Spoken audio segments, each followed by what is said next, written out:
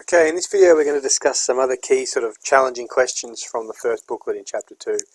So the first question, you may get asked what is meant by a market and describe its role in allocating resources.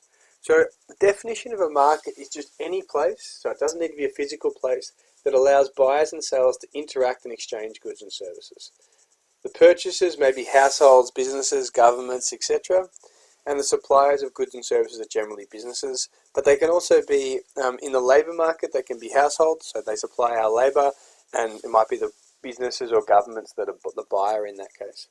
So you need to be able to describe that a market is any place, physical or non-physical, where buyers and sellers interact to exchange goods and services, and it provides some examples of different buyers and sellers. In Australian markets, they are predominantly responsible for allocating scarce resources, and that through the price mechanism, they determine what to produce, how to produce, and for whom to produce. So changes in demand and supply influence prices, and then how to answer those questions. Explain how a market might get back to equilibrium after demand shifts right and supply shifts left. Go through all the steps like always. So if demand shifts right and supply shifts left, there will be a shortage at the old equilibrium point. Therefore, suppliers will increase the price of the product. The increase in the price will cause demand to contract because the product becomes less affordable, and will cause supply to expand because the product has become more profitable, giving profit-motivated suppliers the incentive to produce. Make sure you include this sentence in your answer. Thus, equilibrium is reached at a higher price, but it's at an unknown quantity. So the quantity depends on whether the supply shift or the demand shift is greater. All we know is that it will occur at a higher price. When you're looking at why the demand curve is downward sloping, you need to reference with diminishing marginal utility is the trickiest one.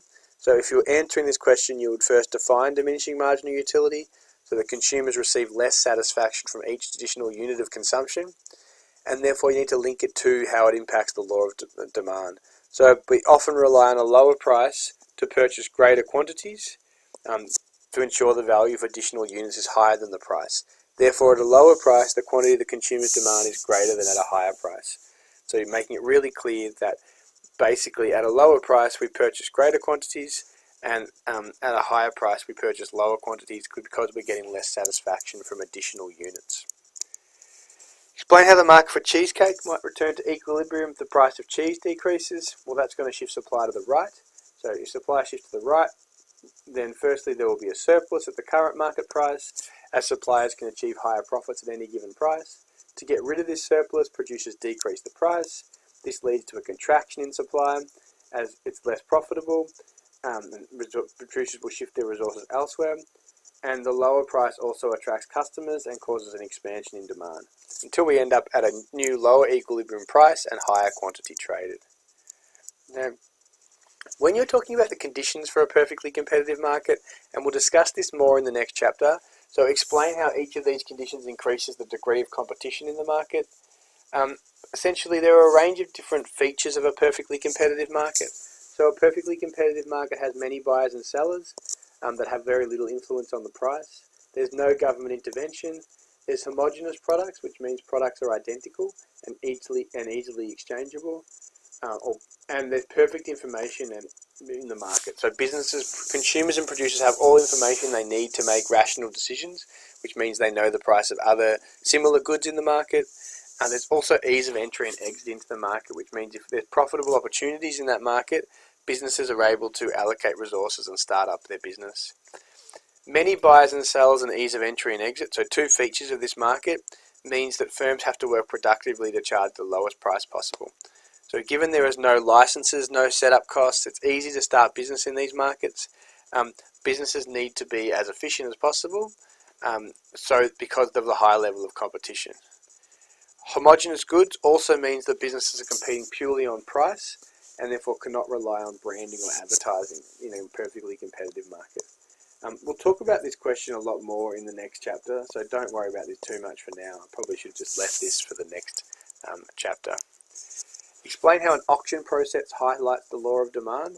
In your answer, distinguish the income effect from the substitution effect. The auction process is a clear example of the law of demand. As the bidding price increases, more and more potential buyers drop out of the market until only one buyer remains with the highest willingness and ability to pay. For two reasons. At the higher price, fewer potential buyers are able to afford the house. That's the income effect. And the second one, the substitution effect, is that at a higher price, people will opt out in favour of another house. So at the higher price, many buyers will prefer to buy other houses and they feel of better value. They therefore may substitute into, or they might substitute into rental accommodation. So they might substitute out of the market by buying a different house, or they might just decide to rent. They're two different examples of substitutes and how that reflects the law of demand. Okay, how would an outbreak of civil war in Brazil impact the market for tea if it's caught reducing the world supply of coffee? Well, if there's a reduction in coffee supplies, the price of coffee is likely to increase, which then will increase the demand for the substitute product tea. This will cause a shift in demand to the right and a shortage at the old equilibrium price. Suppliers will increase the price to decrease the shortage.